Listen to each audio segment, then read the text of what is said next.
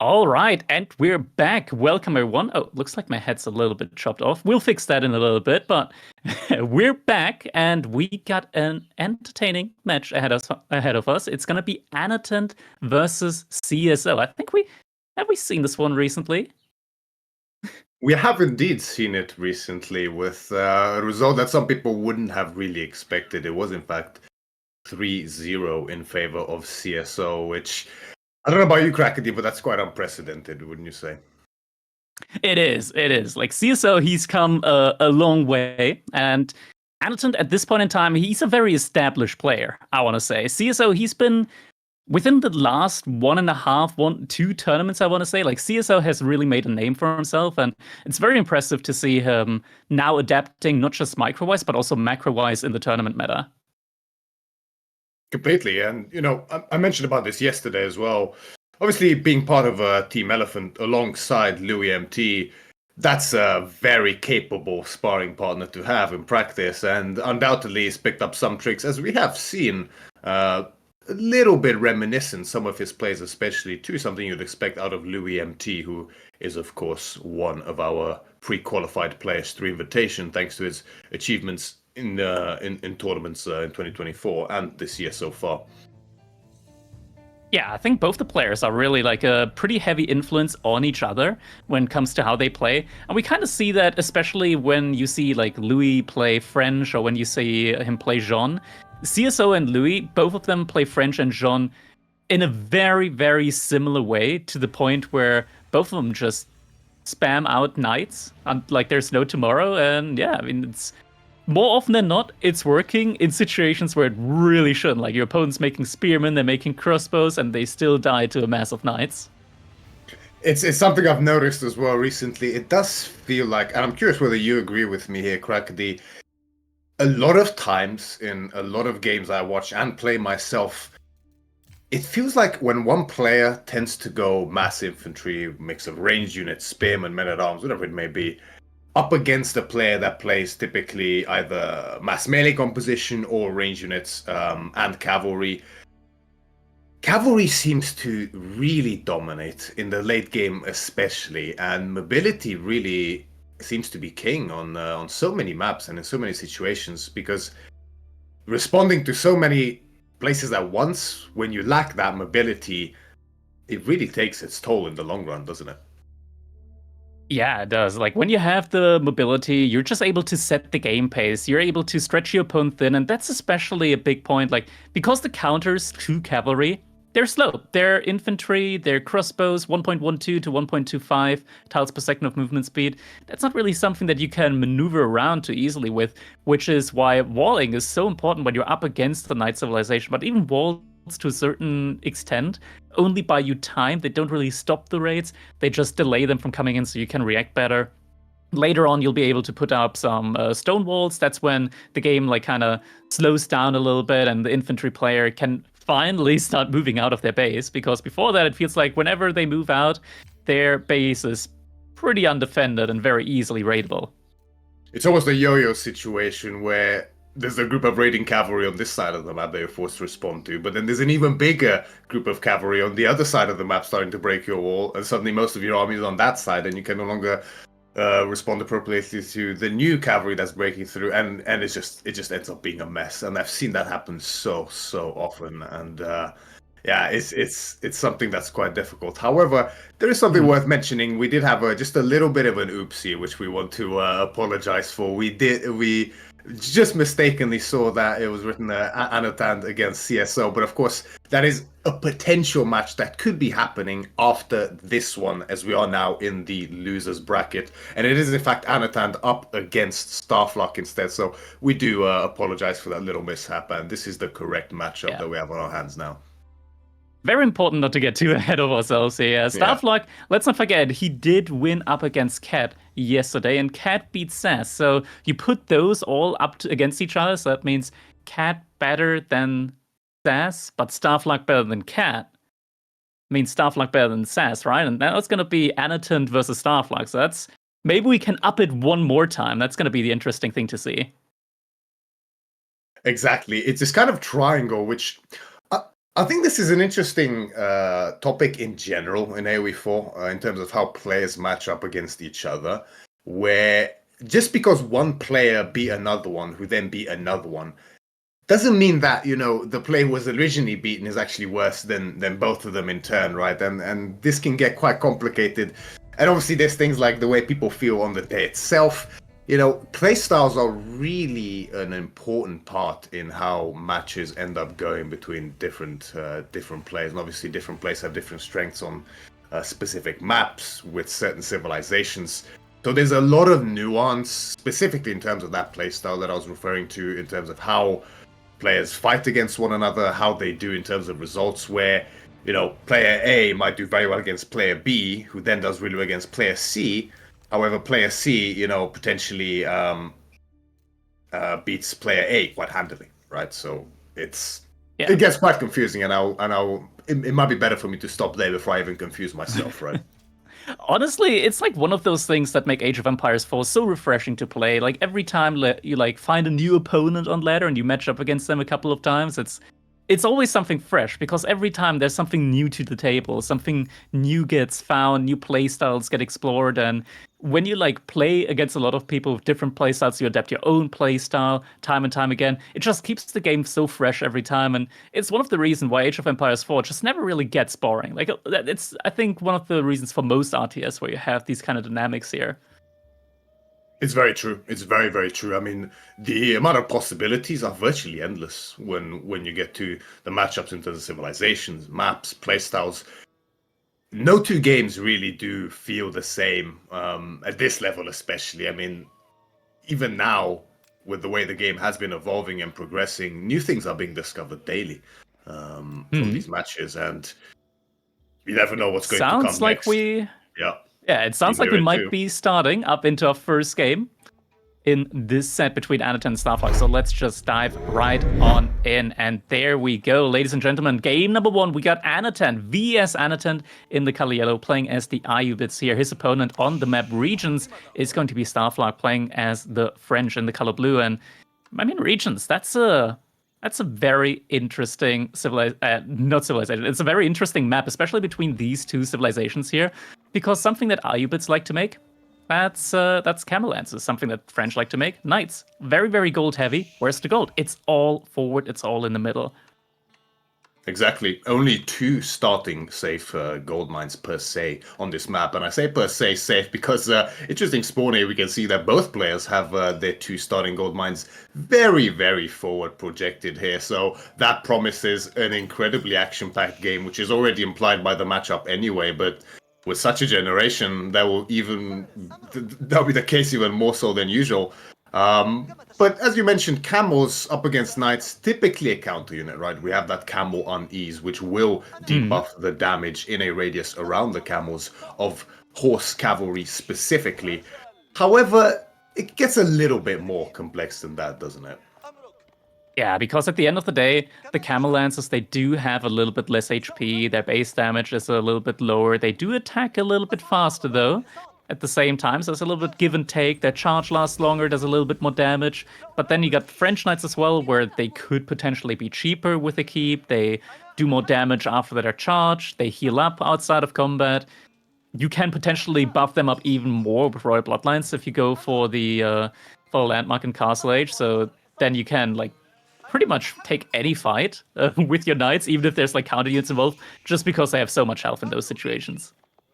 And we have seen that before, haven't we, in our previous match with Wham going up against CSO on Boldlands. In some ways a similar map, but the dynamic there between Ayubids and French was we just had pure knights from CSO up against Wham's pure camels initially. And, it was camel lancers up against those Royal Bloodlines boosted knights, which initially was fine for Wham, but the more it went on, just the additional stats available to those Royal Knights was enough to actually overpower the Camel Lancers, to the point where Wham was in fact forced into a crossbow addition, which then was enough to turn the tide when it came to that final fight and grant him the win within that game. And Regions here, one notable thing about this map, just like you mentioned somewhat already, Crackedy, we have notable sections on the map, don't we? We have the day on the left, we have the gold as well as the stone in the center, and then berries towards the right. So Regions, as the name implies, is split up in regions in terms of resources. So the deer, especially in terms of French, will be a point of contention between these two here because, I mean, pro scouts would make a lot of sense for French in this position, as they often do in the current meta. And on maps here, on this kind of maps where there are a lot of deer that are neutral, as is the case with 4 small deer packs for a total of 12 deer, these are all up for grabs. Personally, like a lot of players I see go for Pro Scouts here. I personally would advise against it. At the moment, Pro Scouts is very expensive. Maybe French can still opt for it. But typically, like, you only have like 1 large deer pack, and on this map, they tend to be really close to your base, so you can just lure them in. We do see Anotand aging up with the Logistics Wing, so he is going to get 2 free dervishes from his House of Wisdom. Something that you can do, you can actually lure with the religious units. They do push the deer. Indeed, they do, and that's something we have seen being utilized before as well. It can be a little bit tricky initially because, you know, when that Royal Knight does come in and starts to put on some harassment, typically a Desert Raider follow-up beyond that logistics wing is quite common for the Iobids in this position. And obviously the dervishes only come out once that logistics wing finishes, so there's a bit of a choice to be made here by Anotand. To what extent does he try to commit to that deer push and potentially expose his gold mine and the map for Starflark to do with as he wishes, as opposed to actually contesting it with that Desert Raider and the dervishes, because that dervish healing is not to be underestimated when it comes to these early skirmishes especially. Yeah, honestly, the dervish healing, when I play French, it's the bane of my existence. Like, knights just cannot kill a unit, and especially since the dervish is also quite quick. We do have Starflark actually denying the deer shove here, so is going to be able to put a stop to that. Anotand so far, he's already started segmenting his part of the map. He's put up a little wall in the back, he's got an outpost next to his gold, so he's going to be able to defend his gold mine very effectively without having to invest into units pretty much at all. And that's the question that I got here right now, is whether Anotand's going to put up any units at all. He does have a lot of villagers on wood, so that tells me that he does want a production building up. Yeah, exactly right. And we do see the stable now on the way.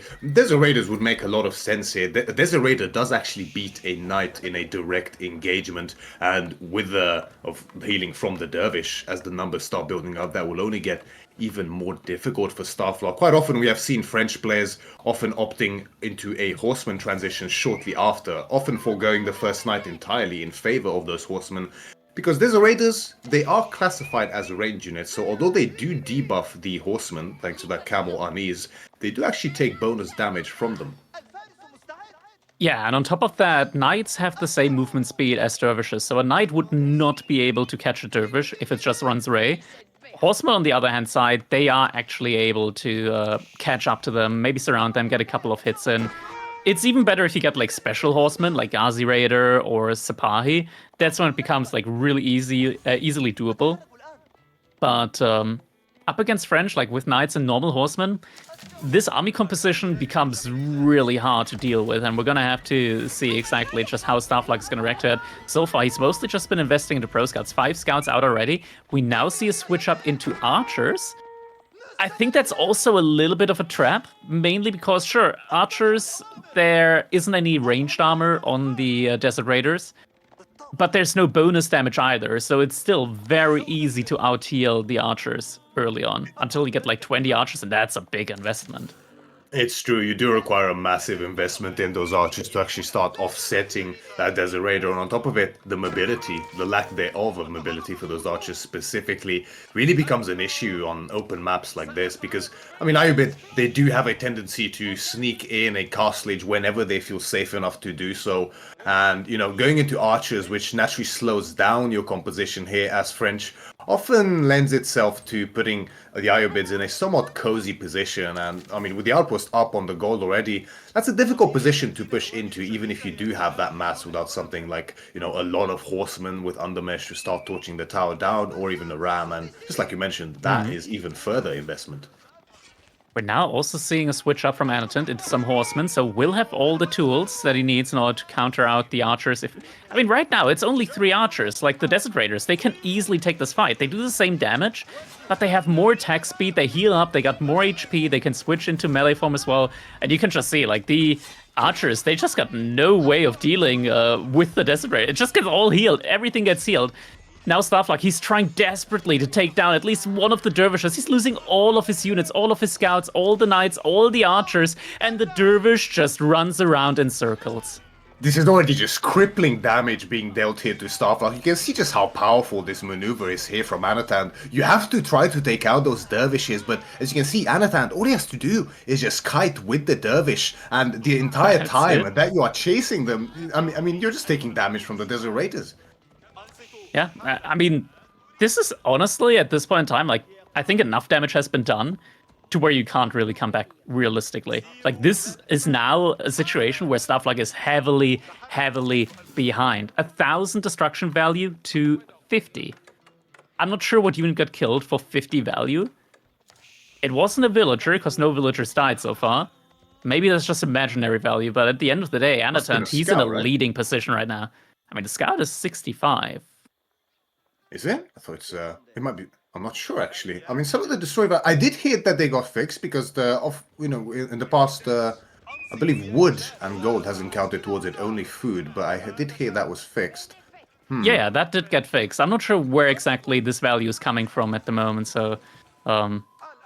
yeah, a little bit unsure where exactly that is from. Starflark right now, he is just investing more and more into archers because he needs a unit that can deal with the Desert Raiders and the Dervishes. Behind this, though, Anotand, he's just firmly going up to, trying to go up to Castle Age now. Yeah, it could have just been a house that got cancelled, potentially, after it got hit by a scout or something like that. Yeah, it's quite possible. Buildings do count towards it as long as some damage has been dealt. But I mean, just like you mentioned, Anotand recognizes this, right? The amount of value that has been gained from that fight in terms of that trade is just, you can't really put a number on it. Besides that destroyed value that we do see, and already Anotand with the military reinforcement, which, I mean, this is something Anotand is becoming quite known for, and we have seen Scatterbrain utilizing this as well. And I know they do speak and practice somewhat often as well. Those 3 free dervishes every 2 minutes, that's gotta sting. Yeah, just having so much passive production there with those Desert Raiders, it does equate to roughly 270 resources per minute that you get worth of units. Now, that in theory isn't massive, but it does compile. And just having the ability of just having those Raiders every now and then, it's really good just as like an anti-raiding unit as well, because they do counter out horsemen. Means that you can have them inside of your base, react to raids and stuff like that, or potentially raid with them as well, as the name implies. Just having that ranged attack, get a couple of villager kills in quickly, then move out again. That is definitely something that they can do. Starflark now, he has gotten some outposts up on his gold, so managed to secure access there, but he is very far behind when it comes to the tech up timing. He does have every single economy upgrade, minus horticulture, which he doesn't need since he's on deer, in theory. Has reinvested into scouts as well, so will want to pro-scout the remaining deer on the left-hand side. But Anotand, this is starting to become a really big problem now for Starflark. As soon as the age up comes in, he's going to be researching veterancy on those Desert Raiders. And really, like, what can Starflark do in that situation? What can he prepare for? Such a tricky position. I mean, like, Starflark is responding appropriately, getting some archers, getting some spearmen in anticipation of those feared camel lancers coming in. And camel lancers really in a position of advantage, like Anotand finds himself in now, can really put on the herd. One of the best raiding units in that game, with the additional vision as well as the charge range on top of it, as well as charge duration. Starflark is utilizing the little breathing room that he now has, thanks to that age up from Anotand, to secure more of the day on the left side of the map, which he will desperately need to find himself in a position where he can actually survive what's coming towards him. Yeah, the Archer and Spearman composition will definitely buy him at least a little bit of time. The issue is, like, how much more can you invest into that? Because the more you invest into this army, the further away you get from Castle Age. And Anotand now getting those camel lances and lots of villagers on gold. We're getting veterancy on the Desert Raiders as well. And Desert Raiders, they can always just switch into their ranged attack. And yeah, I mean, we talked about earlier, they deal with archers quite effectively. Exactly. And with the dervishes picking up the relics, once they are finished picking up the relics, the healing, the AoE healing itself, only adds further to that disadvantage that Starflark finds himself under when it comes to that fight. And it is going to be Camel Lancers as the unit of choice. No real surprises there, as well as level 2 Undermesh coming in here for Anotand. So diving definitely on the cards for him, which is something he's planning to do very soon, most likely. And Starflark, he's slowing down units somewhat now, but this is always such a tricky position to find yourself in. Like you mentioned earlier, you find yourself needing to invest into troops to defend against what you know is going to be a tech deficit push coming towards you. But at the same time, you have to find your own timing to age up, otherwise the lead for the opponent only compounds further and the game gets even harder. Yeah, exactly. And now we see maybe a Dervish getting sniped potentially, but there are Desert Raiders to help. Starflark behind us, he has walled up his side. So at least if there's an attack, it's going to be focused around the middle of Starflark's space. So he knows where it's going to be. Will be able to react to that. Unit Mass is running forward now. It's actually not the full army from Anotand. He is splitting up the army a little bit, just on the sides, helping his dervishes. And now, army is coming in. Does see, though, that Starflark did invest a good bit into feudal age units, so he's gonna have to back off for a little bit there. Villager does not go down, and now additional units spawn from the House of Wisdom. And because Anotand went with the military reinforcement wing, his camels are able to build siege, and that's exactly what we're seeing now.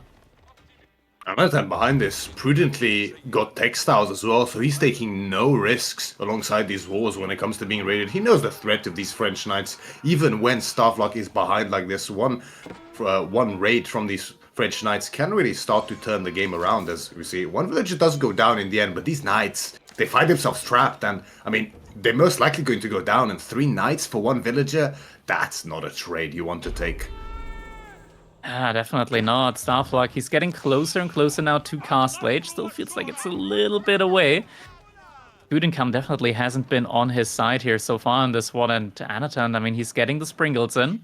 Springles are going to be able to deal quite well with those spearmen. And yeah, I mean, Starflark, he even ran out of the deer quite early. Had to invest into farms on top of everything else. And now there we go. Anotand is now starting to push forward here. The Springles as well, the preparation here. The Sprinkles might be enough to turn the tide against these spearmen here somewhat. I mean, Starflark did reinvest into some troops here, finding it, which is why his food is really lacking when it comes to gold. He barely doesn't have enough to one-shot the Desert Raiders with the archers. And now the spearmen, they're pretty much all gone. Destruction Wall low on the side. Yeah, and the army value here is really what breaks the horse's necks, so to say, in this situation, with no cavalry left on the field for Starflark. There's more knights in queue, but he needs a lot of knights and a lot more units to actually hold this push that's coming towards him. He won a lot of villagers! Wow! What? That's it. Went beyond the wall! That's insane. That's just insane. That was not a distraction Wallalow, that was a kill Wallalow, and killed he did. Starflark, he's gonna have to call GG in this one. Man, I mean, this was a devastating game for Starflark as an opener here, and Anotand looking strong. I can think of fewer more horrific ways to start off a series than this for Starflark. What a painful way for the game to finish. I mean, realistically, it was already looking pretty done and dusted by that point, but you know, I mean, little plays like that kind of take a mental toll as well on the players, don't they? And Starflark has a bit of a hill to climb now. Yeah, definitely. That one had to hurt. Now, the question is, though, which one are we going to see next? Which matchup is it going to be? It is going to be Japan versus Byzantines. And honestly, Myriad, I gotta say, like, Byzantines recently, they've been surprising me. They've been honestly surprising me just how efficient their economy is now that you just start with, like, we're all the way back to just cistern spamming at the beginning up to 5 cisterns. And honestly, by now it's so well figured out that in some regards, like, it honestly just feels unbeatable to a certain extent. Like 1TC on 1TC, Byzantines just has the best economy in my opinion at the moment. Close to, let's say, HRA, for example. It's a little bit reminiscent of even nowadays, but especially old school Malian cow boom when it was sort of at its height. You're on a little bit of a timer as those cows add up. In this case, as those cisterns start adding up, working towards that level 5. The gathering rate on the villages, as you mentioned, the economy gets really, really out of control. And I mean, 3 units in terms of olive oil, secondary to food. It's something that you have to respect and you really have to do damage to, which is why which is why we've seen a lot more tower rushes happening against Byzantines specifically. It's something that's been historically very effective, but even more so prioritized now because it feels like you have to slow them down, otherwise they kind of run away with the economy, and their army is really strong on top of it. Outside of something like Marlians, who relies on just churning out as many units as possible, even though individually they might not be as strong. Yeah, I mean that's the thing, right? Like if you don't deny Byzantines early on, if they get those mercenaries out, it starts to become very, very dangerous. Getting that Golden Horn Tower in, it's similar to having like 13 additional villagers just pumping out units, like getting resource to pump out units nonstop. And it gets to the point where Byzantines, they just flood with units so quickly while getting attack advantage. And actually, something to keep in mind is Byzantines, they can also boost up the Grand Winery and get those monks out very, very quickly upon hitting castle range. But I do believe that we're about to be able to jump into our game number 2 now. It's right around the corner, so let's just jump right into it. Game number 2, everybody. Here we are. Anotand in the color yellow, once again playing as the Japanese, and we see a Dark Age barracks coming in.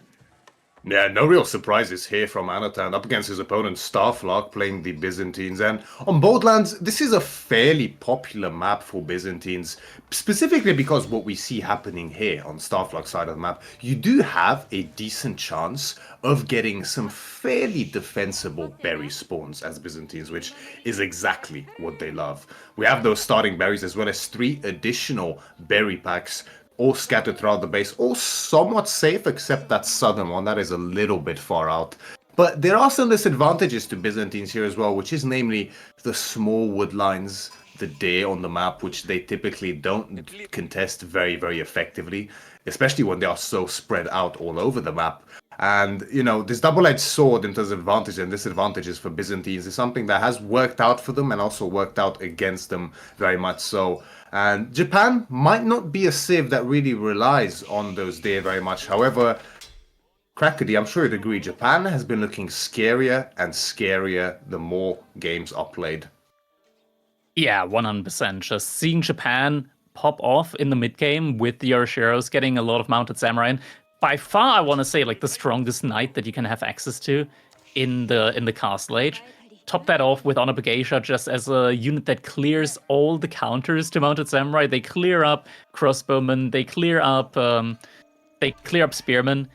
The only thing that they sometimes don't clear up is the melee brain. That can hurt them sometimes. But stuff like he's got enough gold now. He's gonna be able to pull back in time, and he's gonna be fine to react to this aggression now from Anotand. Is Anotand also going forward with the villager? Like that's a big investment to spearman early on. So it looks like he is going forward with the villager as well. Yeah, it is a tower rush, so he does want to make this game messy and deny his opponent from getting a large amount of mercenaries out. And this is something that has been a thorn in Byzantine's side for a very long time now. Their propensity to get tower rush specifically on those berries. I mean, the Grand Winery boosts those berries so significantly in terms of olive oil yield that just getting a tower up, putting them off entirely, it's just such an amount of damage for them to overcome. I mean, I'm sure you'd agree, Byzantines without olive oil becomes most likely the weakest civ in the game. It's the most notable bonus. It's like English without farms. So being able to deny those so early puts them so behind. And I mean, sure, they can have some answers to it, namely the Limitane with the shield wall are pretty adept at torching down buildings and towers, making them more impervious to arrow fire. But I mean, there's a decent spear investment here from Anotand, right? He still doesn't have access to gold, so it's not like he'll be able to get under Machete and Starflark actually committing directly to try to prevent the tower entirely. Yeah, he did use accurate defense for that one. Anotand does immediately cancel it. But honestly, like he should, yeah, just put it up again. This is a ton of idle time being forced right now. All these villagers are idle here. Accurate defense does mean that they're actually quite formidable even up against spearmen. But it's a temporary buff, right? It doesn't last forever. And Starflark, he realized, okay, he's spending too much time out there with his villagers. He needs to go back to economy. If he at least had enough resource for his own outpost there, maybe it would have been worthwhile having the villagers up there. But he didn't. And now this starts to become very difficult for Starflark. I think at this point, I think, like you mentioned earlier, that Byzantines becomes one of the weakest civilizations if they don't have access to the berries. I think that typically depends. Like, if you know that you don't have access to the berries, just give up on them and make other units. Like, even though it feels bad, make archers, make horsemen, stuff like that. You just got to shift around, and later on, you might have the ability to get access to the berries again. But this definitely does put Starflark behind for quite a while, I want to say now. Oh, villagers also moving forward. He could potentially lose some villagers there. Yes, if he doesn't notice this as the spearman gather. Oh, okay, just in time as the tower is about to finish. Yeah, with the two villagers that are low there, only a couple shots from the tower and they will go down. And I mean, taking villager damage is always very painful, but this early on, it's even worse than usual. You are definitely correct, however. Like, this is something you have to respect. And so many players respond very differently to this type of tower. Some players just forego the berries entirely and completely move out with outposts on a further away berries to get the olive oil ASAP in anyway. Some, like you mentioned, just ignore it, and instead of going on other berries, they just fully commit to something like Limitane, archers, as well as horsemen potentially, and look to put on pressure on the other side of the map instead to punish the slower age up and spear investment from the opponent. However, neither of those options really feel optimal because at the end of the day, you are sacrificing the berries, which is your main bonus. So it is why it has become such a popular thing to do up against the Byzantines here. But Anotand, 9 villages on gold Messing already. a lot of gold. Yeah, for a second I thought, okay, if he's sending villagers out to wood now, this could be Japan Pro Scouts, which is wild in its own sense, but he is getting some Honor Geisha, and Honor Geisha aren't that expensive gold-wise. No, they really aren't. I do wonder what the plan is here for Anatan. Maybe he has It's a worry. great tool against the Limitane.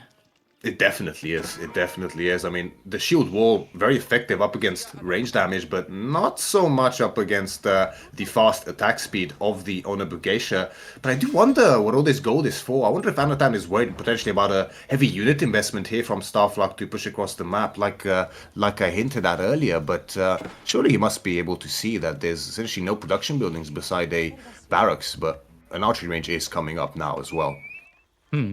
Archer range definitely going to be necessary when up facing off against those Onabugeisha. Light infantry at the end of the day. Oh, some weak villagers in there. He's gonna have to pull these villagers back.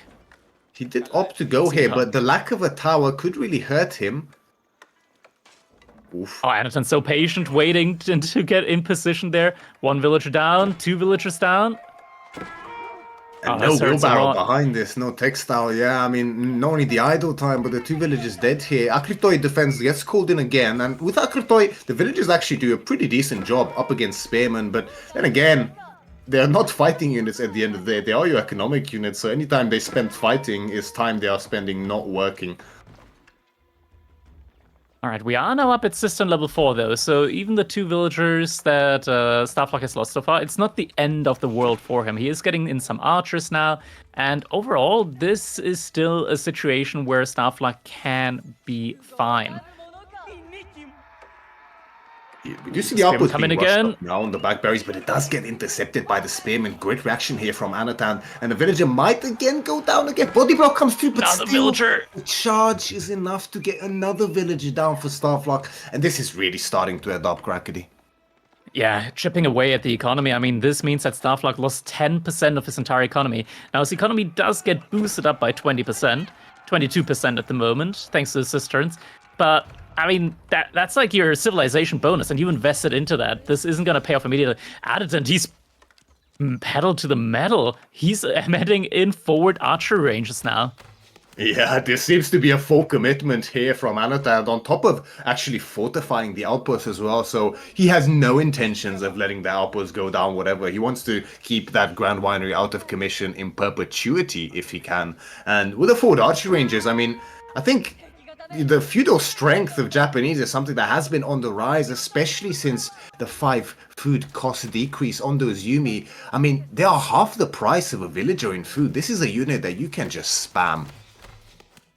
Yeah, 100%. Just not needing to worry too much about that food and just being able to pump out Yumi archers like there's no tomorrow. We also know now what Anotand needed all that gold for. He got pretty much every single upgrade that he could have outside of the mining upgrade. He added in some samurai as well, so he's gonna have a very, very decent front line here. Starflark, he's loading a little bit of food, might need to reinvest into archers, but this is so difficult now. Triple archery range, Yuumi archer production. This is gonna be very difficult to keep up with. And the worst is still yet to come here for Starflark, because alongside this gold gathering, of course, one of the Japanese bonuses is that 20% of all gold is also dropped off as stone and vice versa. So once that Yuumi Bannerman does come out for these archers, they will start trading very, very cost efficiently up against the regular archers of Byzantines. Oh, two more villagers go Anotand down. again goes in. Yeah, they're both gonna die despite the outpost. Anotand just doesn't care. I mean, it's so many villagers that he killed now. 5 villagers went down. 15% of the economy from Starflark now gone due to villager kills. Yes, I mean, with Undermesh in for Anotand, he feels pretty content just throwing away a couple of Yuumi here just to get some more villagers. And, I mean, it's definitely worth it at the end of the day. And, yeah, we see the problem of the map here being really coming into effect here for Starflark. The small woodlines means that they are not safe, and Anotand is just forcing him to shift from woodline to woodline here. He thought initially Starflark that his back woodline is safe to gather from, but as Anotand is proving, that is not the case. And now Siege Engineering has come in. Anotand, he wants to get some ramps, and in Starflark, he is flirting with the idea of Castle Age, which honestly is not something that you want to do when you're behind villagers. Villagers not inside the outpost. They're jumping in, but one went down. Yeah, the lack of wheelbarrow again really biting Starflark in the behind here. I mean, despite the outpost, the villagers just aren't actually quick enough to get in there in order for all of their lives to be saved. And as you mentioned, I mean, Castle Age behind this pressure, I mean, I guess he relies on Varangian Guard or maybe Cataphracts being the thing that gets him out of this mess, but I just think it's so greedy here, Crackedy. It is, and Anotand, he's going for the all-in mass samurai now coming in alongside this. Villagers not being rallied away here from the TC. So another villager is going to go down. One on the stone mine could also get caught out. Yuumi Archer's just so quick with 1.38 hearts per second movement speed. That's the 8th villager now that did go down in this game. Starflark now able to defend his outpost here, but damage has been done more than enough at this point in time, I want to say. Samurai, just a very good front line. Even the outpost here not going to be enough to help. Starflark, he doesn't have any blacksmith upgrades right now. Is lacking the gold for age up or upgrades at the moment. Doesn't have the buildings for it as well. No blacksmith. He wants to get the mercenary house in, but even then he's only going to be able to get 5 units in, but he's outmassed by more than 5 villagers. Are going to get found on the little woodline there. Oh, there's a scout back there. 14 villagers went down. That is pretty much not recoverable. Behind that sudden skirmish there, those Yuumi in the north were also picking up villages on the woodline, and it seems like Starflark was also slow to react on that one. Even we missed it, and I mean, as you mentioned, 14 villages, it's so painful to be this behind. And Starflark, I mean, he's really getting punished for this greed because Anotand is showing no signs of stopping this. One ram on the field already, another one being prepared at this point in time, and Starflark, even now, is still flirting with the idea of Castle Age, but I'm not even sure he's going to survive to make it, Crackedy. Yeah, there's no real way. The Archers once again finding pickoffs here left and right. Archers still on the woodline. The Scout providing vision alongside that woodline. And oh my god, this is just so hard to deal with now. Starflark is trying to get at least some villagers to safety, but they're all getting picked off one after another. Anotand now almost with double the villager count compared to Starflark. And he just doesn't have enough units. We're seeing javelin throwers trying to come in. Starflark, he's getting so close resource-wise to the age up. But there's still villagers going down in the woodline. He hasn't noticed yet. The Scout is still providing vision. The ram breaking through the wall as well will mean that the villagers aren't even safe behind the wall any longer if they retreat deeper in the base, and Starflark knows it's just way too little, way too late, and GG is cold. Anotand picks up another one. Man, yeah, I mean, Anotand just putting on a clinic here. Yeah, match point already. Anotand, very clean games. Strategies that maybe we didn't expect, at least when it comes to Japanese, going for that really, like, balls to the wall all in. But as you mentioned, maybe that's just how you have to play against Byzantines nowadays, as the meta evolves, as Byzantines' early timing has been put a dampener on with the increase in the stone cost for these cisterns, at least early on. Exactly. In the past, I mean, it was just so easy to instantaneously place a cistern, and then as soon as you aged up, you had enough for to get up to that water level 2 with a secondary cistern as well. So the cistern cost readjustment really helps out in that mid game, but the early game feels even slower than before, and it often encourages this type of greed where you want to go for the additional cisterns, which is absolutely fantastic for your economy if you can protect them and they pay off. But if they do not, this is the result. Yeah. All right, it is time. Potential match point now for Anotand. We're going to be diving into our game number 3 right away. Zhu Legacy for Anotand up against Jean d'Arc for Starflark here on Gorge.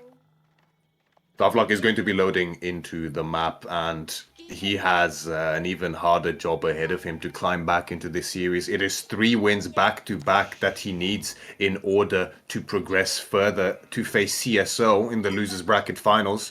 Starflark, as Jean d'Arc, is going to be spawning in on the south side of the map here on Gorge, whereas his opponent, Anotand, in the north side of the map as the Jushi's Legacy.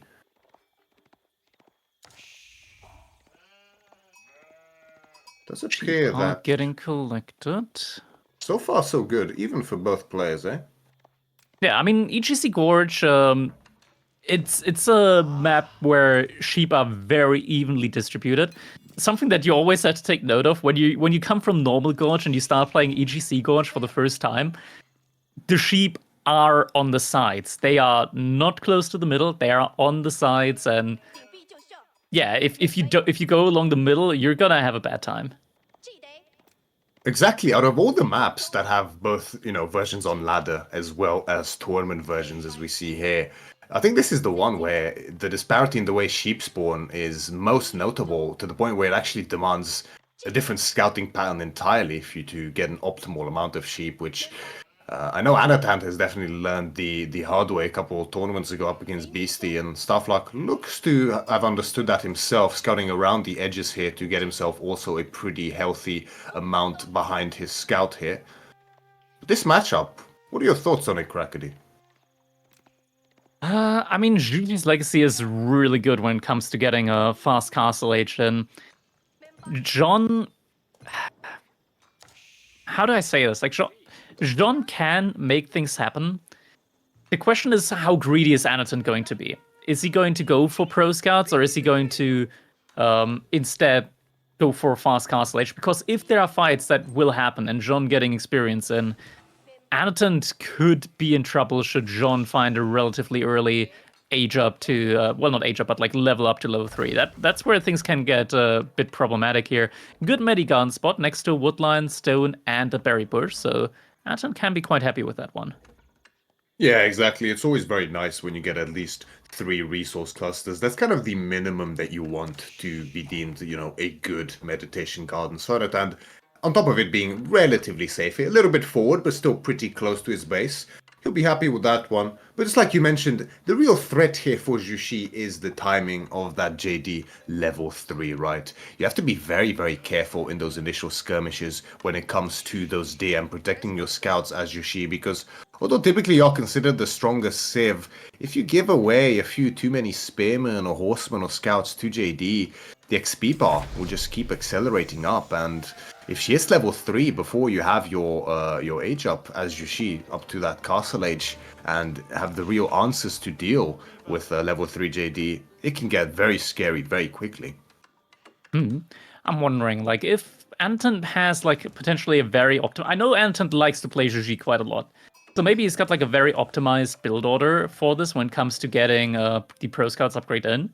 Because right now it's definitely looking like he wants to go for that Pro Scout upgrade. Starflark also adding in his own mills, so maybe will be that Pro Scout on Pro Scout play. In which case, I still really like Jean's position just because she's a separate unit that you can move around and deny Pro Scouts from your opponent. Looking at the deer position as well, for both players, the deer camps are right next to each other. Exactly. That's something that can play into effect in a lot of matchups quite importantly. However, it has I think nowadays, especially since the nerf to pro scouts is costing significantly more than it has before. Quite rarely do we see, deer grabs from across the map being stolen, just because the scouts are so slow. The technology itself is more expensive than before. So I'd be quite surprised if we see any grand deer heists happening here. It's more so a case, I think, of what level of damage can Starflark get done here on Anotand's Jushi before he goes for that Ghastly Age, and how much can he punish him for any kind of greed that Anotand might go for. But as you mentioned, Anotand really experienced with Jushi's legacy. And looks like we do have a pretty good Pro Scout timing here coming in for him. Pro Scout has been queued with the supervision that's going to be coming in really quickly. And thanks to supervision as well, he should be able to get a good amount of scouts out onto the field. Interesting outpost here, right next to his mill. Maybe he does realize that he put the mill a little bit far outside of his TC instead of like putting it right next to TC. And if we're getting ranged on, that could spell trouble for him. But it is going to melee on, so Starflark actually indirectly getting like 100 resource value here by forcing Anotand into an unnecessary outpost. Yeah, exactly right. Anotand playing very safe here indeed, not taking any unnecessary risks, which would have paid off against Range Jean, but instead with melee here, she's going to be very much stronger when it comes to those melee skirmishes especially, but she does lack that poke power that she would have with Range Jean, and Starflark already setting up camp with the Scout and the Knight on Anotand's closest deer pack, and Anotand following suit with those Spearmen. He did prioritize going for the stable and the Proscast technology before Spearmen, which is often an adaptation that we see players juxtapose in between. Some players go for that Scout and the Proscast first, and some players opt for the Barracks instead to get those Spearmen out ASAP. But Jean, in the melee form, will do very well up against them. Yeah, it's going to do so indeed, and right now, the Spearmen are just giving her a little bit of a runaround. They don't really want to take any straight-up engagements here. Starflark adding in some archers behind this, but Anotand, he did manage to get in a couple of the steer at the moment, so that's gonna at least tide him over for a good while. That's like 1,000 food that he just got access to. And with that, he's just gonna start pumping more Spearmen, gonna start pumping more Horsemen. I'm not sure about the archer mix in now from Starflark. I think just a couple of his own spears could be really good against the potential horseman play. And John, just in general, an absolute tank when up against spearmen.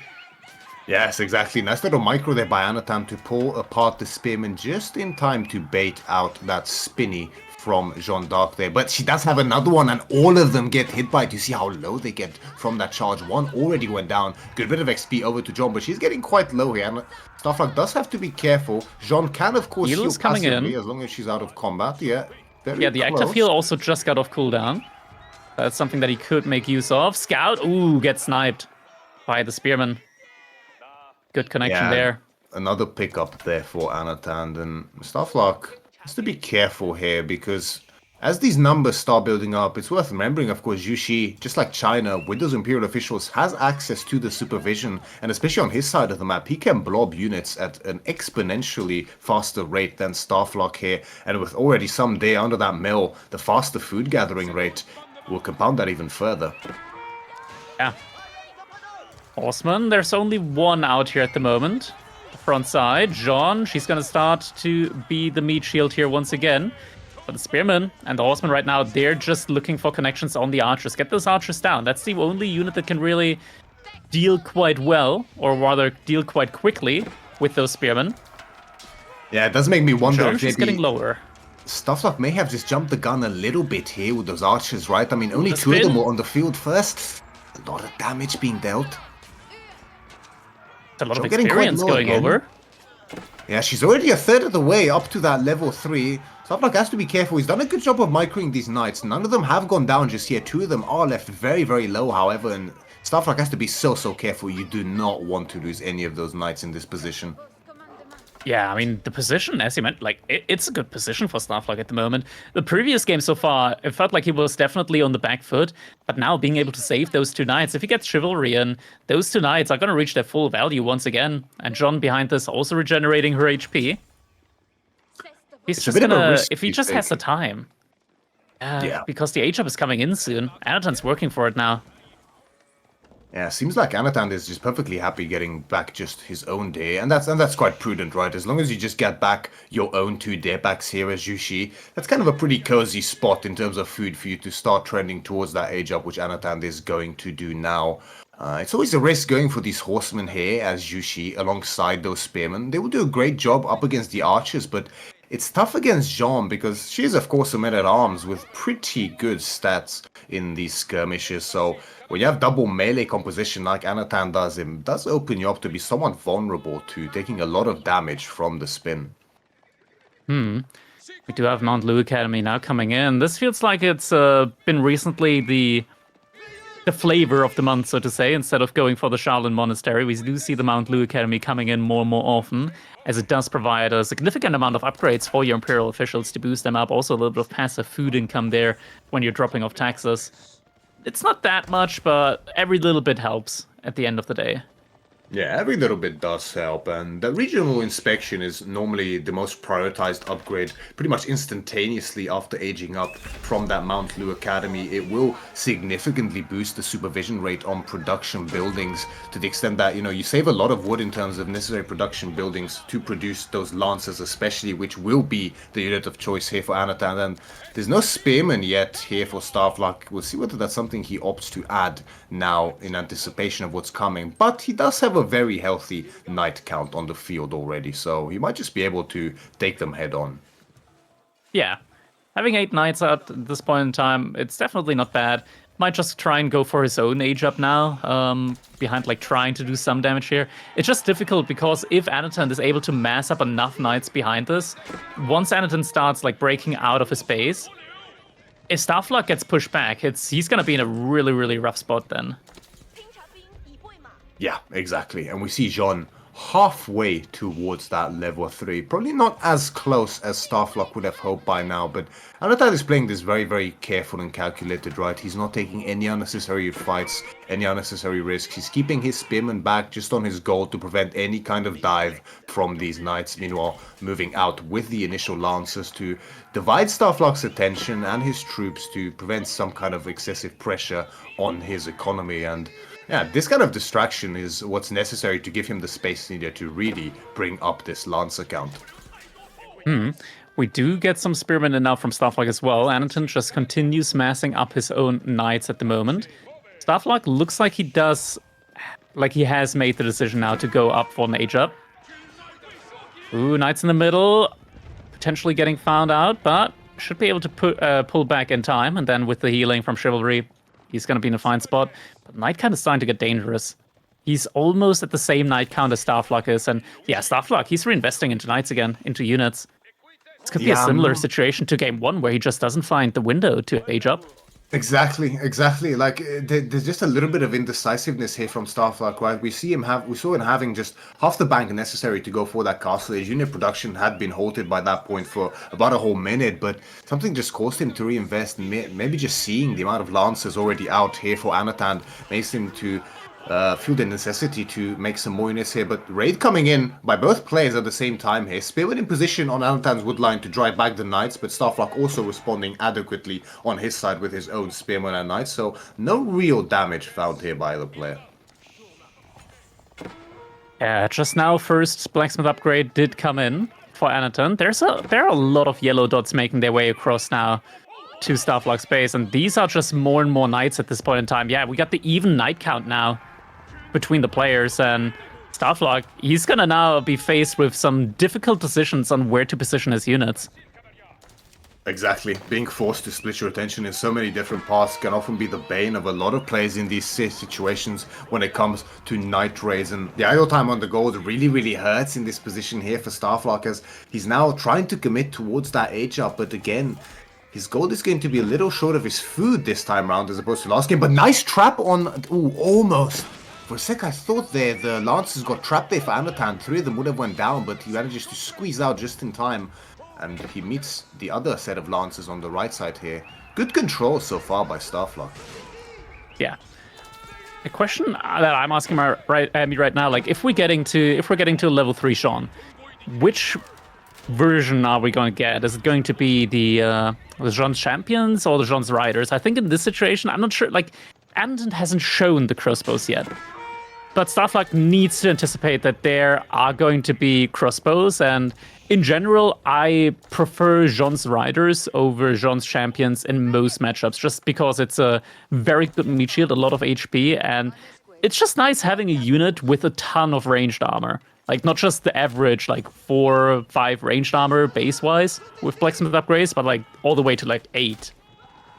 Yeah, exactly. And on top of it, them being cavalry units, right, it makes the micro so much easier because you can easily just put them alongside your knights in the same control group and control them relatively easily, whereas the companions, of course, they are men-at-arms, and sure, you can mix them in with the spearmen and the archers, but the difference that big Impale picking up 3-4 knights, that's so much experience going over. So big. Level 3. Almost. So close to level 3 now, and the age up came in. That's actually devastating for Anotand. Now with level 3, JD coming in, we're getting Jean's Champions, Jean's Riders, there we go. That's the one that you want. Upgrades on the Knights being researched now as well, and yeah, Starflark, we got ourselves a game now. Yeah, that's a really, really big pickup there for Starflark, enough so that I think that puts him in a pretty healthy position up in this game. And I mean, you know, there's always a risk going for these spearmen as JD or as France because they're so heavy on the food, and typically you'd rather have knights. But if you pick up such a nice hit on those lancers and you have this healthy triple composition now, this is a great spot for Starflark to be in. Yeah, now moving out with the villager, tries to secure some outposts around the next gold vein. It's good that he does that early as well, before his own gold vein expires. Once his own gold vein expires, that's kind of like giving an alert message to his opponent, like, oh, the gold's gone. He's got to go to a different gold, right? And yeah, doing that early, securing the gold vein early there, that's a pretty good move. Yeah, for him, looks like a monk got sniped there. A nice little pickup there on the monk. Anotand does have 3 monks out on the field already. Heavy investment into trying to get those relics, and another monk is going to get picked up here. Nice little catch once again. However, big raid coming in from Anotand onto the berries for Starflark. He's going to and the villagers get pinched. Those were weak villagers as well, going down so quickly. Now Anotand, he's going to be 6 villagers ahead at this point in the game. Granted, JD doesn't necessarily scale with villagers. It's more like with JD, just getting the influence up on the buildings, paying a lot less resources for your units. That's typically how she's able to scale as the game goes on. That's not the end of the day for her. And looks like Starflark is going to be able to find at least 2 villager kills here, maybe 3, depending on how quick those spearmen act. Yeah, it's going to be 2 villagers here that will go down. Yeah, he does decide to throw away 2 knights in order for those 2 villager picks, which, I mean, isn't terrible, but it's not great either in this position, right? Ooh, maybe snipes another monk. Is he going to spot? He does have a scout, and yeah, he spots it. The monk, I mean, is going to go down. That's another monk being sniped out here, so great job so far. Yeah, I mean, these monks are still expensive, 150 gold each. Outposts did get put up. That's a healthy amount of outposts. It's the amount of outposts that he needs, should there be any sneaky raids coming in. A little bit of a trade out there with the Night Scouts as it comes to the melee brain, to the pathing problem a little bit there. Will get sacrificed in the end. Now, I mean, Starflark, he still has a very healthy army. Having this many archers when you're facing off against crossbows and spearmen predominantly definitely has to feel pretty good here, I want to say. Yeah, absolutely, and especially behind this, it's not like Starflark, you know, got a little bit ahead of himself and just kept massing knights alongside a Royal Institute to try to go for an all-in timing here, which has fallen out of favor nowadays, especially specifically because of the newer weakness of Pro Scouts from how it was in the past. So he's going to have that reliable scaling on the guild hall. The food is going to accrue over time, and that will tide him over either in terms of to prevent an unnecessarily early farm transition, or even just buy himself an Imperial Age outright. We do have the consecration on most of the buildings here at the moment. Could also see some arbaletier coming in soon, just because you get a bigger bonus out of them before you research the upgrade from your blacksmith to further increase the savings, I want to say. The more you spend, the more you save with Jean. We don't have any monks yet from Starflark. First one is in queue now. There are 2 relics left on the map, but kind of difficult to secure them. And once again, a raid could be coming in. Does react in time, though. And isn't going to lose any villagers. And knights are weak. Yeah, they are weak. The pierce damage isn't in yet, but it's going to lose some, yeah. Yeah, the last few of these lances from Anotand, they're not gonna do much at all in a real Oh, an fight. engagement Speaking now of in the a real middle. fight, now it comes. Anotand a little bit out of position here with this slow infantry mass here, and there's a lot of archers on the field here for Starflark. This could be a very dangerous fight for Anotand if he's not careful, and the Spearmen are going to be a great front line to soak up so much damage from these crossbows, because otherwise they don't John really do focused. much. Oh, She just spotted another rider battalion, but will get killed now. I mean, this is honestly still looking like a really, really solid fight here for Starflark. 65 to 31 military units here. Anotand, his food bank, it's very, very low. He can't reproduce this army. And now Starflark, he still has armored units here. He can go for the dive in theory. Archers are going to close the gap now. There's still 2 outposts here, but units are going to continue chasing after. And now Imperial officials going down. Economy is going to start to get hurt now. I don't think Anotand can get Starflark out of his base now. The food switch, the food transition can also now be harassed.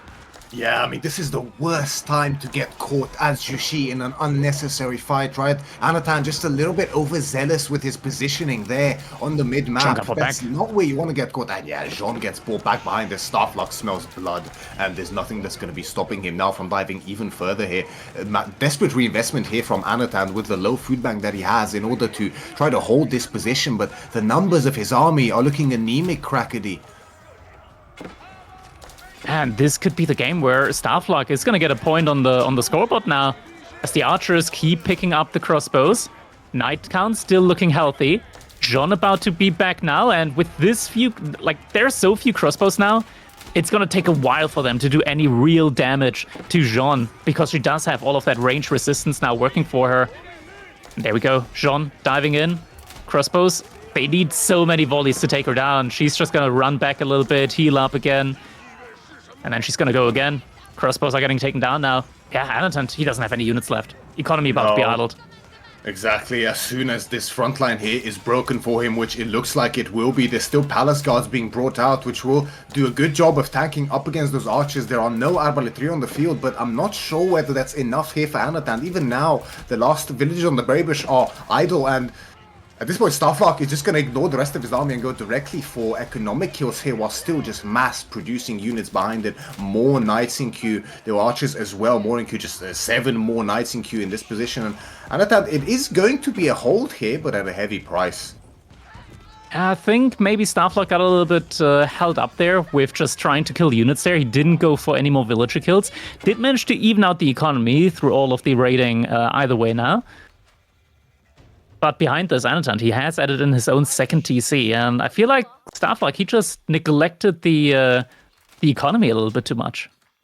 Yeah, maybe just a little bit, and he was fighting under the TC there and under an outpost. That's a lot of damage with those hand cannon slits to be taking, especially on armored units like those knights. There's also no ball play behind this for Starflark, which honestly is a little bit of a mistake with so much map control, right? I mean, you have the ball safely behind the walls in many villages there. TC now. So easy to take in a third TC from Anotand.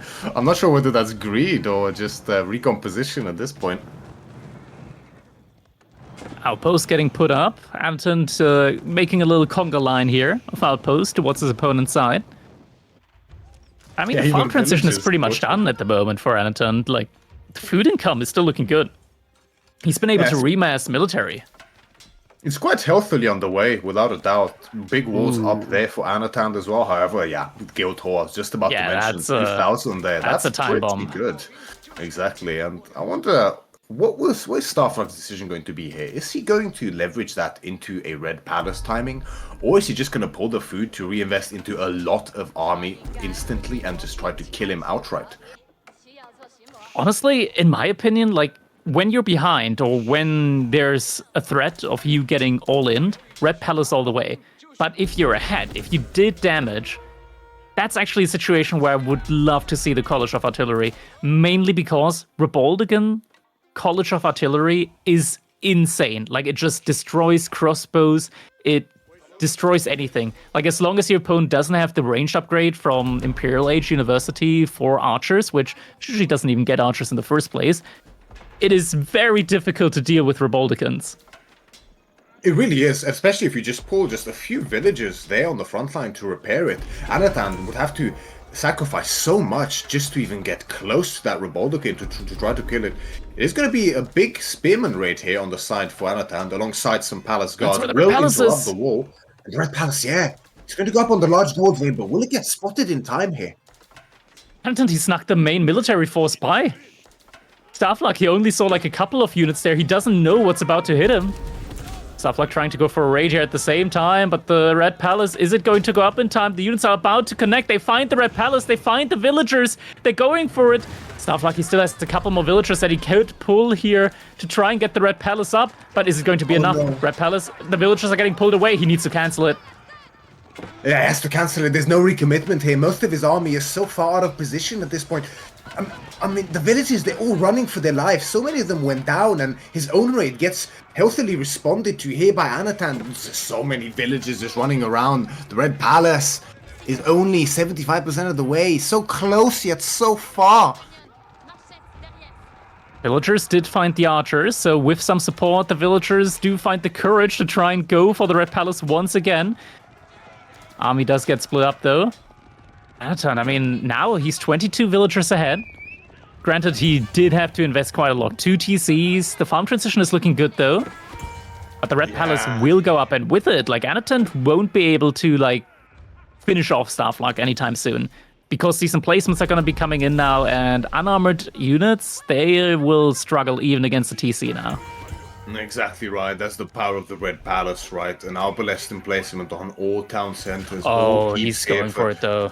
Oh yeah, no, he's determined to kill him here. I mean, Anotand knows, well, I can't really raid anymore against those arbalest emplacements. It makes it so hard to get any kind of valuable raids. But Anotand doesn't feel like he needs to raid. He's just gonna go set up camp right outside the base and just start trebbing things down, it looks like. 4 nested bees on the field already for him. Where did those come from? Well, you know, when life gives you Imperial officials that supervise at 300%, make Nest of Bees.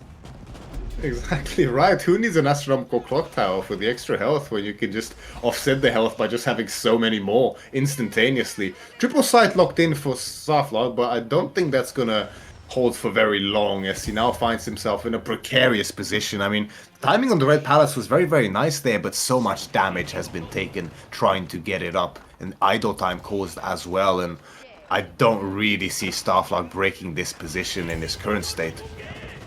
He needs bombards in order to get past this. Bombards to deal with the Nest of Bees. They are not clock tower, as you mentioned, so bombards will do a good amount of damage, but we do have a connection about to be made here. Knights are charging forwards, charging right into the Spearmen, though. The backline is exposed. Great Nest of Bee shots come in. The Knights just got obliterated. And someone, yeah, he has to back off. Oh, the pathing there with having all of the units together and moving in formation means that they just clump up so much more than they would separately, and the result of which a big nested bee shot doing tremendous damage to the entirety of Starflark's army there, and the keep is up now. Anotand's even going to soak up the rest of the few berries that are left there for him. Now, Starflark is Imperial Age. He must have cannons on the way. I was gonna say, if he goes for that, then the Red Palace emplacement from the TC is gonna make mincemeat out of those villagers. But we do have pagodas coming in now. Anotand did age up, or rather, did go for the dynasty with the Shaolin Monastery behind us, so is going to be able to put his 3 relics inside the pagodas. It's gonna be 750 resources per minute instead of 300. Yeah, the pagodas, although very expensive to get that Yuan dynasty, they will pay back relatively quickly. Only a few minutes necessary there to bring it all back. And yeah, 3 relics, the perfect amount to get into those pagodas. And Siege Workshop being set up now as well on the forward here. I mean, there must be trebs on the plan here for Anotand, but there are already 1 cannon on the field as mentioned, and there's a second one in queue as well here. It's like you mentioned, Crackedy, they'll do great up against the keep and also up against those nested bees. Anotand, he's got a scary amount of spearmen there at the moment. 42 spearmen. It's a lot of mass, which is really good against the knights, but Starflark still has almost 30 archers. Now, Nest of Bees are going to do quite well up against them. But we're getting to the 3rd cannon. I think with 3 cannons, you should be able to one-shot non-clock tower Nest of Bees. Yeah, definitely those cannons. I mean, out of all bombard and covering variations in the game, they are notably the strongest out of them all. So much damage and a good bit of range on them as well. Definitely a good position to have them here. A Starflark 3 on the field now and a 4th one in queue as well. Does have to be careful though, because his army count is suffering just a little bit as a result. And Anotand, actually, I mean, speaking of army, it's pretty much just spearmen for Anotand. Yeah, Spearman, the name of the game, and the upgrade came in very quickly, courtesy of the supervision there. We do have a lead on those archers, and something to keep in mind, cannons do bonus damage up against the infantry, so once the nest of bees are gone, you can still get excellent usage out of those bombards up against the spearmen, up against the crossbows, and yeah, that's where you can really like start getting a lot of value. And bombard, oh, it's gonna target that villager, right? Nope, it has to go back. So close. That was really close. Yeah, Bombard almost goes down there for Anotand. So those are just 4 cannon shots that's necessary to take down one of those bombards. However, like you mentioned, cannons and bombards and culverins alike do additional damage up against melee infantry. And I mean, these cannons, every single one of them will essentially one-shot one of those elite spearmen, at least until elite infantry tactics does come in for Anotand, which is still a little bit ways off. Quite an expensive upgrade for him. There's going to be another little spearman raid on the side here, but the Arbalest emplacement will definitely help offset that.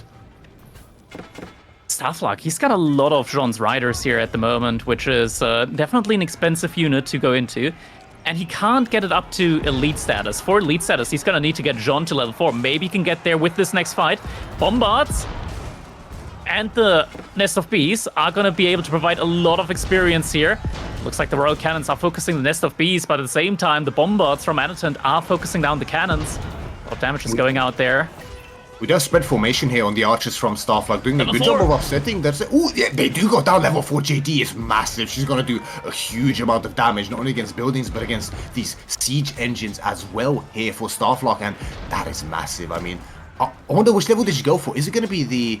Is it the aura? Yeah, it's gonna be the Battle Inspiration. So Aura, yeah. Plus 30% attack speed for all units nearby Jean, and Anotand's forward position gets completely cleaned up, and his army's anemic behind this. I mean, more crossbows in queue now, but Starflark with these cannons can just start marching across the map. Yeah, but looking at the economy, Starflark, he's on 500 food per minute. Anotand has 5 times that. Like, the economy is not even close. There needs to be a farm transition behind this. Anotand, Starflark also just added 2 additional town centers in to get some more economy out on the field. Yeah, Starflark might want to in the process of doing so. Might want to buy this time a little bit, right, just to get up that farm transition going. I do wonder, though, if he did switch over the guild hall, maybe we can have a little look just to see after he brought in that food. What is... Oh, so still up food. to 2.4K that's a lot. food He needs again. that right now. He needs that right now. And then maybe switch it over to stone, or... Not stone. Stone gets accrued quite slowly, but like gold, for example, could be the way to play that now, because he will have 3 TCs. He's gonna have a lot of farms then. Gold's the only real issue then later on, so if he can already prep the guild hall for gold, he's going to be in an excellent spot 10 minutes from now.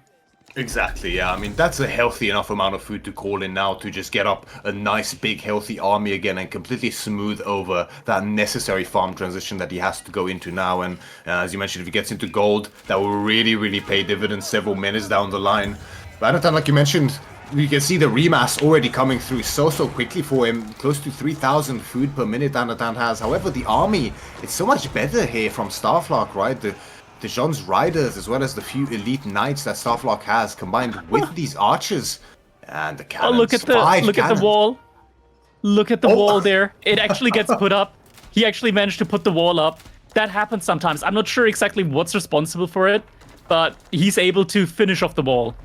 Oh my god, he is, and is that still a gap there? Formed or? No, there's no gap. There's no gap. Oh my... It's building in building. Entirely. Oh, that's quite insane to witness there. So Anotand's efforts are a little bit in vain when it comes to blocking that wall attempt there from Starflark, and he's now finding himself a little bit on the back foot when it comes to this push. He is forced on the defensive, however, he does have great income behind this. Anotand does, and is getting up, has a bombard of his own, but 5 royal cannons now on the way here for Starflark. Well, not royal, but regular cannons, but he'll still do great work up against this. We're getting to the point now, though, where Anotand is starting to mass crossbows, and Juji's legacy crossbows, they can be quite good, especially when you get 1,000 bolts in. That's when suddenly they do like an additional, I'm not sure if it was 20 or 40% damage, and crossbows in general, it's a good unit, so getting more damage to them definitely feels great. If only there wasn't one unit in the game that John had access to that absolutely trampled some crossbows. Yeah, and Starflark has already shown his propensity to really favor those Jean's riders. He will have to, however, get through those spearmen in order to gain access to that massive crossbow backline by now point. Nearly up to 50 crossbows Anotand has. And, I mean, with the archers as well as the cannons, that could be quite possible here for Starflark, but he has to be a little bit careful to not take unnecessary losses there. He did pull that guild hall for that additional food, which is great in helping him to remass here, but the farm transition is still underway. We can see there's only 900 food per minute for Starflark. That's not enough at this stage of the game. Indeed, it is not, and now the spearmen, they've been cleared up. Starflark doesn't quite want to go for the commitment, though. Does have those cannons that are doing an excellent job right now, just dealing with all of this massed infantry. Just every single shot basically takes out a unit here. John, she's getting focused down by the crossbows, but I mean, they need like 4 or 5 volleys there in order to take her down. It's more than enough time for her to react, and now, once again, the army is getting pushed back quite a bit. Can we take a quick look at the guild hall yet? Has it been pulled at this point in time? I'm not sure if it... Yeah, it has been pulled and it has been put on to onto gold. But that does actually mean that Starflark, he's running a little bit on empty as well then. It definitely is. I mean, you know, he maybe got a little bit over-aggressive there in that min-map. We did mention the possibility that he might just have to bide over the time needed to make that farm transition first, which he has been a bit neglective of towards the end. We see even now it's heavily underway. He desperately needs those farms to maintain the mass necessary to contest from Anotand. However, Anotand himself is struggling just a little bit on the food, right? He has the great income, but the trades have not been favoring him very well. I mean, those cannons, getting so much value there for Starflark, reflected in the destroyed value there. Nearly 10,000 ahead. Yeah, the destruction volume does kind of speak for itself there, the value there. We are seeing some markets coming in now as well for Starflark, so could potentially want to go for some trading here in a little bit of time. He's also heavily mining the stone vein here, just to potentially get a keep in and secure that that trade route. Does have enough for another keep, so should be able to place it soon. Yeah, exactly. The little wall. He does have the stone wall secured up there in the north, which is definitely valuable at this point in time. And Anotand, it does seem to be a horseman transition that's going to be on the cards for him. Definitely a good decision coming up against this range mass as well as those cannons. Another engagement comes here in the center. Combination of spearmen, men-at-arms, as well as crossbows here for Anotand up against Starflark's, John's riders, archers, and cannons. And looks like the trade is going pretty well here for Anotand. Maybe Starflark overextending here yet again. The cannon's doing an immense amount of work here. However, still, the food is just not enough here for Starflark, as well as potentially a lack of production. Even villagers long distance mining here. But John did in fact go down, and yeah, it gets rebought instantly, but that's such a heavy gold investment. He has a lot of gold in the bank, but that will quickly start running out here for him. The archer's down now as well, and now Anotand's able to find the connection onto those cannons. First cannon went down, second cannon going down, third one, only the fourth one remaining, and also going down, and that's GG!